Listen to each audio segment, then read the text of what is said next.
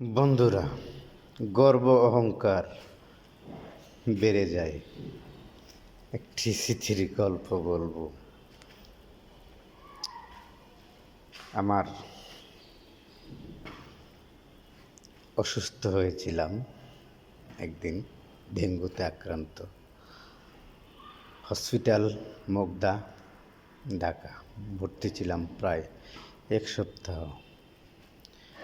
এখানে অনেক রোগী, বিভিন্ন প্রকারের। আমিও রোগী হিসেবে ভর্তি হয়েছিলাম। দেখেছিলাম কত স্বপ্ন, ভেবেছিলাম মানুষ কেন বাঁচতে চায়।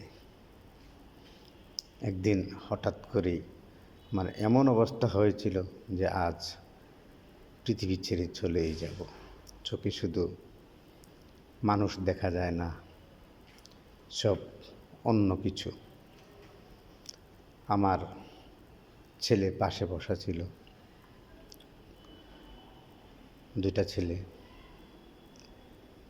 বলল, বাবা তোমার কি হয়েছে?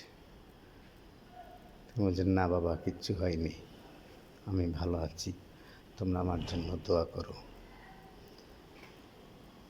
সেদিন দেখতে পেয়েছিলাম সত্যিকার প্রকৃত আপনজনকে। বাহির থেকে খাবার এনে দিত, আমার আপন যারা ছিল, খাইতাম।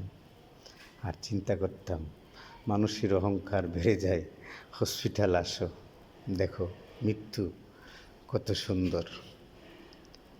অহংকার করো পৃথিবীতে, তোমার অহংকার চূর্ণ বিচ্ছিন্ন হয়ে যাবে। সেদিনের কথা কে আপন কে পর ভুলতে পারি না। তাই বলবো, স্থির ডায়েরির নায়িকার গল্প। আজও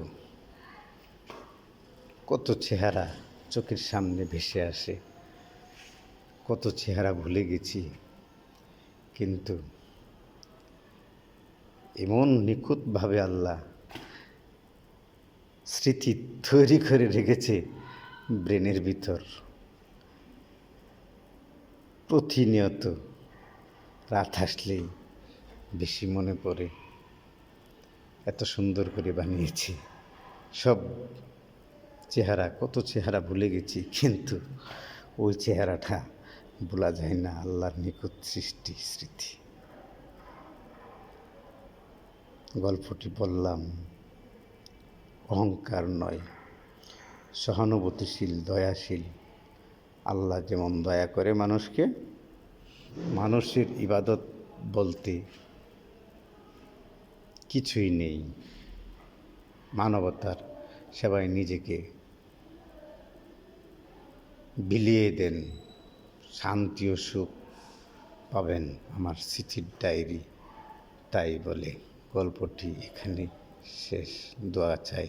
ওকে, আল্লাহ হাফেজ।